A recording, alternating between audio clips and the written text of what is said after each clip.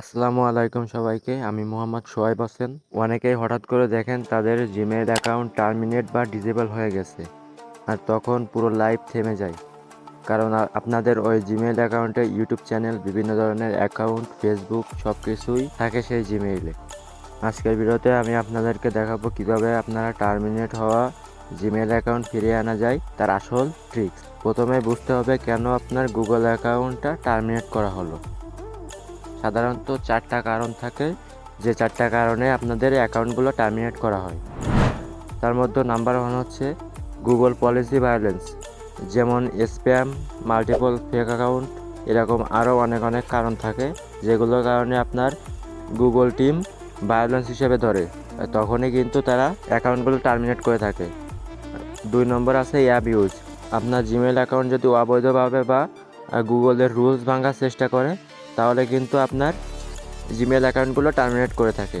3 নম্বর হলো security issue, মানে আপনার জিমেল যদি অন্য কেউ লগ ইন করার চেষ্টা করে বা বারবার ভুল পাসওয়ার্ড দেয় বা আপনার অ্যাকাউন্টটা হ্যাক করে ফেলে, তখন কিন্তু আপনার অ্যাকাউন্টটা টার্মিনেট হয়ে যায়। আর 4 নম্বর হলো ভেরিফিকেশন প্রবলেম। আপনি যদি ঠিক মতন আপনার ইনফরমেশন দিতে না পারেন, তাহলেও কিন্তু এই প্রবলেমগুলো হয়ে থাকে। এগুলো আপনার কোন সমস্যার জন্য জিমেইল অ্যাকাউন্টটা টার্মিনেট করা হয়েছে সেটা জানলে কিন্তু আপনি সহজেই বুঝতে পারবেন যে আপনার অ্যাকাউন্টগুলো কী কারণে টার্মিনেট করা হয়েছে, এবং আপনি খুব সহজেই আপনার অ্যাকাউন্টটা রিকভার করতে পারবেন। তো আপনাদের অ্যাকাউন্টটা কিভাবে রিকভার করবেন সেটাই দেখিয়ে দিচ্ছি, চলুন।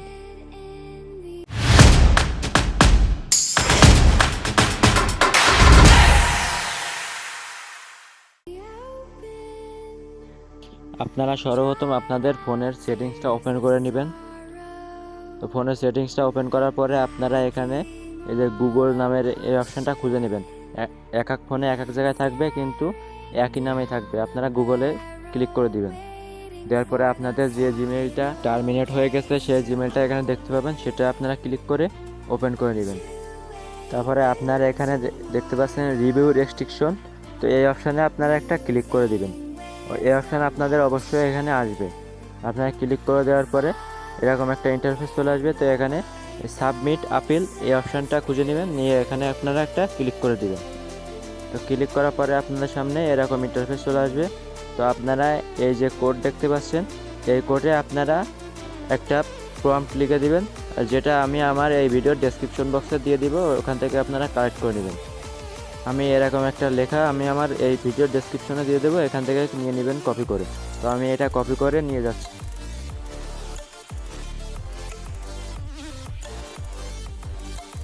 তো যাওয়ার পরে এখানে ইন্টার এই যে আপিল রেজিস্ট্রেশন, এখানে আপনারা ক্লিক করে দিবেন। তো দেওয়ার পরে এই যে সাবমিট অ্যাপ্রুভালে ক্লিক করে দিবেন। তো সাবমিট অ্যাপ্রুভালে ক্লিক করার পরে কিন্তু আপনাদের এটা সাবমিট হয়ে যাবে।